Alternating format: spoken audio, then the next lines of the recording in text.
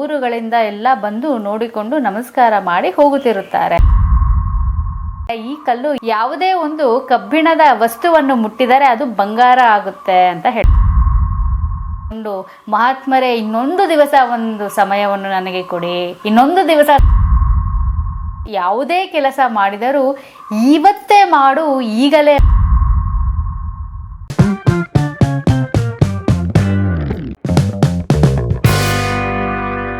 ಹಿಮಾಲಯದ ತಪ್ಪಲಿನಲ್ಲಿ ಒಂದು ಪುಟ್ಟ ಆಶ್ರಮ ಇರುತ್ತೆ. ಒಬ್ಬ ಮಹಾತ್ಮನಿರ್ತಾನೆ. ಆ ಮಹಾತ್ಮ ಸಾಕಷ್ಟು ಸಾಧನೆಯನ್ನು ಮಾಡಿರ್ತಾನೆ. ಆ ಮಹಾತ್ಮನನ್ನು ನೋಡುವುದಕ್ಕೆ ಎಷ್ಟೋ ಊರುಗಳಿಂದ ಎಲ್ಲ ಬಂದು ನೋಡಿಕೊಂಡು ನಮಸ್ಕಾರ ಮಾಡಿ ಹೋಗುತ್ತಿರುತ್ತಾರೆ. ಹೀಗಿರಬೇಕಾದ್ರೆ ಶ್ರೀಹರಿ ಅಂತ ಒಬ್ಬ ಹೀಗೆ ಆ ಮಹಾತ್ಮನನ್ನು ನೋಡಲು ಅಂತ ಬಯಸಿ ದೂರದ ಪ್ರದೇಶದಿಂದ ಆ ಮಹಾತ್ಮನನ್ನು ನೋಡಲು ಆ ಹಿಮಾಲಯ ತಪ್ಪಲಿನಗೆ ಬರ್ತಾನೆ.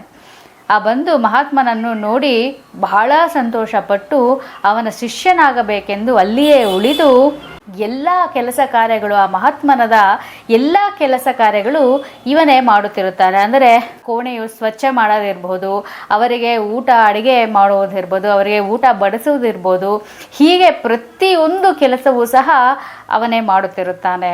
ಹೀಗೆ ಕೆಲವು ತಿಂಗಳು ಕಳೆಯುತ್ತೆ. ಹೀಗೆ ಕೆಲವು ತಿಂಗಳು ಕಳೆದ ನಂತರ ಆ ಮಹಾತ್ಮನು ಆ ಶ್ರೀಹರಿಯನ್ನು ಕರೆದು ಹೇಳ್ತಾನೆ, ನೀನು ನನಗೆ ಇಷ್ಟು ಭಕ್ತಿಯಿಂದ ಸೇವೆಯನ್ನು ಮಾಡಿದ್ದೀಯಾ, ಹಾಗಾಗಿ ನಾನು 2 ದಿವಸದ ಕಾಲ ನನ್ನ ಸಾಧನೆಗೋಸ್ಕರ ನಾನು ಬೇರೆ ಊರಿಗೆ ಹೋಗ್ತಾ ಇದ್ದೀನಿ. ಅಲ್ಲಿವರೆಗೂ ನಿನಗೆ ಒಂದು ಚಮತ್ಕಾರಿಯಾಗಿರುವಂತಹ ಒಂದು ಕಲ್ಲನ್ನು ಕೊಟ್ಟು ಹೋಗ್ತೀನಿ. ನೀನು ಈ ಕಲ್ಲನ್ನು ಸದುಪಯೋಗ ಪಡಿಸಿಕೋ. ಯಾಕೆ ಅಂದರೆ ಈ ಕಲ್ಲು ಯಾವುದೇ ಒಂದು ಕಬ್ಬಿಣದ ವಸ್ತುವನ್ನು ಮುಟ್ಟಿದರೆ ಅದು ಬಂಗಾರ ಆಗುತ್ತೆ ಅಂತ ಹೇಳ್ತಾನೆ. ಮಹಾತ್ಮನಿಗೆ ನಮಸ್ಕಾರ ಮಾಡ್ತಾನೆ. ಆದರೆ ಮಹಾತ್ಮ ಹೇಳ್ತಾನೆ, ಒಂದು ಷರತ್ತಿದೆ, ನಾನು 2 ದಿವಸಗಳ ನಂತರ ನಾನು ಮರಳಿ ಬರ್ತೇನೆ, ಆಗ ನನಗೆ ಈ ಒಂದು ಕಲ್ಲು ನನಗೆ ವಾಪಸ್ ಕೊಟ್ಬಿಡಬೇಕು. ಅಲ್ಲಿವರೆಗೂ 2 ದಿವಸ ನಿನ್ನ ಹತ್ರ ಇರುತ್ತೆ, ನೀನು ಸದುಪಯೋಗ ಪಡಿಸಿಕೊಂಡು ನಿನ್ನ ಇಡೀ ಜೀವನವನ್ನು ಬಂಗಾರ ಮಾಡಿಕೋ. ಅಂದರೆ ನೀನು ಇಡೀ ಜೀವನಕ್ಕೆ ಬೇಕಾದಷ್ಟು ಬಂಗಾರವನ್ನು ನೀನು ಇದರಿಂದ ಮಾಡಿಕೋ ಅಂತ ಹೇಳಿ ಆ ಮಹಾತ್ಮ ಹೊರಟೋದ ನಂತರ ಅವನು ಯೋಚನೆ ಮಾಡ್ತಾನೆ. ಅವನಿಗೆ 2 ದಿವಸ ಇದೆ, ನಾಳೆ ನಾಡಿದ್ದು. ಇವತ್ತು ಯಾಕೆ ನಾನು ಹೋಗಬೇಕು ಮಾರ್ಕೆಟ್ಗೆ ಅಲ್ವಾ? ಸರಿ ಅಂತ ಹೇಳಿ ಇವತ್ತೆಲ್ಲ ಸ್ವಲ್ಪ ರೆಸ್ಟ್ ಮಾಡಿಬಿಡೋಣ, ನಾಳೆ ನಾನು ಮಾರ್ಕೆಟ್ಗೆ ಹೋಗಿ ಕಬ್ಬಿಣದ ತುಂಡುಗಳನ್ನು ತೆಗೆದುಕೊಂಡು ಬಂದು ನಾನು ಅದನ್ನು ಬಂಗಾರ ಮಾಡ್ಕೊತೀನಿ ಅಂತ ಅನ್ಕೊತಾನೆ. ಆವತ್ತಿನ ದಿವಸ ತಿಂದು ಮಲಗಿ ವಿಶ್ರಮಿಸಿಕೊಂಡು ಬೆಳಗ್ಗೆ ಎದ್ದು ಒಂದು ಮಾರ್ಕೆಟ್ಗೆ ಹೋಗೋಣ ಅಂತ ಮಲಗ್ತಾನೆ. ಆದರೆ ಏನಾಗುತ್ತೆ, ತಡವಾಗಿ ಎದ್ದುಬಿಡ್ತಾನೆ. ತಡವಾಗಿ ಎದ್ದಿರೋದರಿಂದ ಮಾರ್ಕೆಟ್ಗೆ ಹೋಗುವಷ್ಟರಲ್ಲಿ ಮಧ್ಯಾಹ್ನ ಆಗಿಬಿಟ್ಟಿರುತ್ತೆ. ಮಧ್ಯಾಹ್ನ ಎಲ್ಲ ಅಂಗಡಿಯ ಬಾಗಿಲುಗಳು ಮುಚ್ಚಿರುತ್ತೆ. ಸರಿ ಅಂತ ಹೇಳಿ ಸಂಜೆ ಹೋಗೋಣ ಅಂತ ಹೇಳಿ ಮತ್ತೆ ಮರಳಿ ಮನೆಗೆ ಬರ್ತಾನೆ. ಮತ್ತೆ ಮರಳಿ ಮನೆಗೆ ಬಂದಾಗ ಮತ್ತೆ ನಿದ್ದೆ ಮಾಡಿಬಿಡ್ತಾನೆ. ಊಟ ಮಾಡಿ ನಿದ್ದೆ ಮಾಡಿಬಿಡ್ತಾನೆ. ನಿದ್ದೆ ಮಾಡಿದ ಬಳಿಕ ಅವನು 6 ಗಂಟೆಯ ಮೇಲೆ ಎದ್ದೇಳ್ತಾನೆ. ಸರಿ, ಈಗ ಹೋಗಿ ನಾನು ಕಬ್ಬಿಣದ ತುಂಡುಗಳನ್ನು ತೆಗೆದುಕೊಂಡು ಬರೋಣ ಅಂತ ಮಾರ್ಕೆಟ್ಗೆ ಹೋಗ್ತಾನೆ. ಮತ್ತೆ ಸಂಜೆ ಆಗಿರುತ್ತೆ, ಎಲ್ಲ ಅಂಗಡಿಗಳು ಮುಚ್ಚಿರುತ್ತೆ.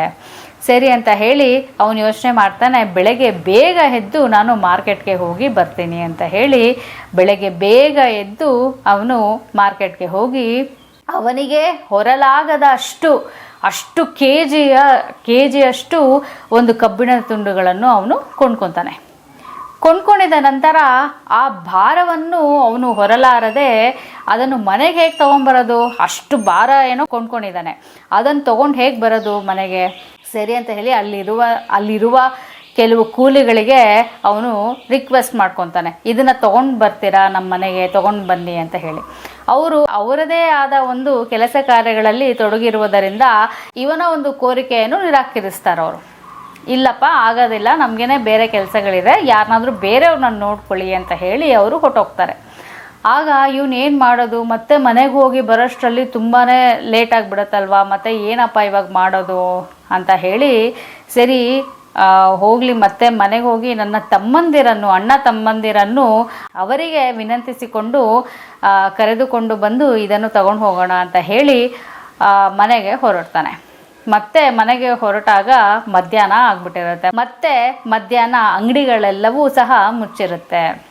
ಆಗ ಅವನು ಏನು ಹೇಳ್ತಾನೆ, ಅವರ ಅಣ್ಣ ತಮ್ಮಂದಿರನ್ನು ಬೇಡಿಕೊಳ್ತಾನೆ, ಬಂದು ಆ ಕಬ್ಬಿಣದ ತುಂಡುಗಳನ್ನು ನನಗೆ ಮನೆಯವರೆಗೂ ತಲುಪಿಸುವಂತಹ ಒಂದು ಸಹಾಯ ಮಾಡಿ ಅಂತ ಕೇಳ್ಕೊತಾನೆ. ಆಗ ಅಣ್ಣ ತಮ್ಮಂದಿರು ಸಹ ನಮಗೆ ಬೇರೆ ಕೆಲಸವಿದೆ, ನಮ್ಮ ಕೈಯಲ್ಲಿ ಈಗ ಬಂದು ಅದನ್ನು ಮಾಡುವುದಕ್ಕೆ ಆಗೋದಿಲ್ಲ ಅಂತ ಹೇಳಿಬಿಡ್ತಾರೆ. ಸರಿ ಅಂತ ಹೇಳಿ ಇನ್ನೂ ಸಂಜೆವರೆಗೂ ಸಮಯ ಇದೆ ಅಲ್ವಾ ಅಂತ ಹೇಳಿ ಮತ್ತೆ ಒಂದು ಕಡೆ ಅವನು ವಿಶ್ರಮಿಸೋದಕ್ಕೆ ಕೂತ್ಕೊಂಡ್ಬಿಡ್ತಾನೆ. ಹೀಗೆ ಅವನು ಕೂತ್ಕೊಂಡಿದ್ದಾಗ ಹಾಗೆ ಸಮಯ ಕಳೆದು ಹೋಗುತ್ತೆ. ಮತ್ತೆ ಅವನು ಆ ಮಾರ್ಕೆಟಿಗೆ ಹೋಗ್ತಾನೆ. ಅಲ್ಲಿ ಮತ್ತೆ ಅಂಗಡಿಗಳೆಲ್ಲವೂ ಸಹ ಮುಚ್ಚಿರುತ್ತೆ. ಏನು ಮಾಡಬೇಕಪ್ಪ ಅಂತ ಯೋಚನೆ ಮಾಡ್ತಾ ಅವನು ಮನೆಗೆ ವಾಪಸ್ ಬರ್ತಾನೆ. ನಾನು ಯಾವುದಾದರೂ ಒಂದಾದರೂ ಕಬ್ಬಿಣ ತುಂಡನ್ನು ನಾನು ಮನೆಗೆ ತೊಗೊಂಡು ಬರೋದಕ್ಕೆ ಆಗಿಲ್ವಲ್ಲ, ಈಗ ಆ ಮಹಾತ್ಮರು ನಾಳೆ ಬಂದೇ ಬಿಡುತ್ತಾರಲ್ವ. ಆಗ ಯೋಚನೆ ಮಾಡ್ತಾನೆ, ನಾನು ಬೆಳಗ್ಗೆನೇ ಎದ್ದು ಹೋಗಿ ತೊಗೊಂಡು ಬಂದುಬಿಡ್ತೀನಿ ಅಂತ ಹೇಳಿ ಬೆಳಗ್ಗಿನ ಜಾವ ಅವನು ಎದ್ದೇಳ್ತಾನೆ. ಬಾಗಿಲು ತೆಗಿತಾನೆ. ಬಾಗಿಲು ತೆಗೆದಾಗ ಆ ಮಹಾತ್ಮನ ಒಂದು ನೆರಳನ್ನು ಕಂಡು ಒಂದು ಸಮಯ ಭಯಗೊಳ್ತಾನೆ. ಆ ಮಹಾತ್ಮನ ಕಾಲನ್ನು ಇಟ್ಟುಕೊಂಡು, ಮಹಾತ್ಮರೇ ಇನ್ನೊಂದು ದಿವಸ ಒಂದು ಸಮಯವನ್ನು ನನಗೆ ಕೊಡಿ, ಇನ್ನೊಂದು ದಿವಸ ಸಮಯ ಕೊಡಿ, ನಾನು ಯಾವ ಕಬ್ಬಿಣದ ತುಂಡನ್ನು ಸಹ ಬಂಗಾರ ಮಾಡ್ಕೊಳ್ಳಿಲ್ಲ ಅಂತ ಹೇಳ್ತಾನೆ. ಆಗ ಮಹಾತ್ಮ ಹೇಳ್ತಾನೆ, ಅಯ್ಯೋ ಮೂರ್ಖ, ನೀನು ಮಾರ್ಕೆಟ್ಗೆ ಹೋಗಿ ಕಬ್ಬಿಣದ ತುಂಡುಗಳನ್ನು ತೊಗೊಂಡು ಬಂದು ಅದನ್ನು ಬಂಗಾರ ಮಾಡಿಕೊಳ್ಳುವ ಬದಲಾಗಿ ಮನೆಯಲ್ಲೇ ಎಷ್ಟು ಕಬ್ಬಿಣದ ತುಂಡುಗಳಿದೆ ಅಲ್ವಾ, ಬೀರು ಇದೆ, ಹಾಗೆ ಬಾಗಿಲಿದ ಚಿಲ್ಕಗಳು ಸಹ ಕಬ್ಬಿಣದ್ದೇ ಅಲ್ವಾ. ಮನೆಯಲ್ಲೇ ಇರುವಂತಹ ನೀನು ಇರುವಂಥ ಎಲ್ಲ ವಸ್ತುಗಳನ್ನು, ಕಬ್ಬಿಣದ ವಸ್ತುಗಳನ್ನು ಬಂಗಾರ ಮಾಡ್ಕೋಬೋದಿತ್ತಲ್ವ, ಅದನ್ನು ಪಡೆಯೋದಕ್ಕೆ ನೀನು ಹೊರಗಡೆ ಯಾಕೆ ಹೋದೆ ಅಂತ ಹೇಳಿ ಆ ಕಲ್ಲನ್ನು ಈಸ್ಕೊಬಿಡ್ತಾರೆ. ಇದರ ಅರ್ಥ ಏನಪ್ಪ ಅಂತ ಹೇಳಿದ್ರೆ, ಇಲ್ಲಿ ಒಂದನ್ನು ಗಮನಿಸಬಹುದು ನಾವು, ಆ ಭಕ್ತ ಯಾರಿದ್ದಾನೆ, ಆ ಶಿಷ್ಯ ಯಾರಿದ್ದಾನೆ, ಉದಾಸೀನ ಮಾಡ್ತಾನೆ. ಅಂದರೆ ಮಾಡುವಂಥ ಕೆಲಸದಲ್ಲಿ ಶ್ರದ್ಧೆ ವಹಿಸುವುದಿಲ್ಲ. ಈಗ ಮಾಡಬಹುದಿತ್ತ ಕೆಲಸವನ್ನು ಆಮೇಲೆ ಮಾಡಿದರೆ ಆಯ್ತಲ್ವಾ, ಇವಾಗ ಇನ್ನೂ ಬೆಳಗ್ಗೆ, ಮಧ್ಯಾಹ್ನ ಮಾಡಿದ್ರೆ ಆಯ್ತಲ್ವಾ, ಮಧ್ಯಾಹ್ನ ಅಂಗಡಿಗಳೆಲ್ಲ ಮುಚ್ಚಿತ್ತು, ಇನ್ನೂ ಸಮಯ ಇದೆ ಅಲ್ವಾ, ವಿಶ್ರಾಮ ಮಾಡಿ ನಾವು ಮಧ್ಯಾಹ್ನ ಸಂಜೆ ಮಾಡಿದ್ರೆ ಆಯ್ತಲ್ವಾ, ಸಂಜೆನೂ ಕೆಲಸ ಆಗಿಲ್ಲ, ಅವಾಗ ಮತ್ತೆ ಬೆಳಗ್ಗೆ ಮಾಡಿದ್ರೆ ಆಯ್ತಲ್ವಾ. ಹೀಗೆ ಉದಾಸೀನ ಮಾಡಿ ಅವನು ಬಂದಿದ್ದಂತಹ ಬಂಗಾರದ ಒಂದು ಅವಕಾಶವನ್ನು ಕಳೆದುಕೊಂಡ.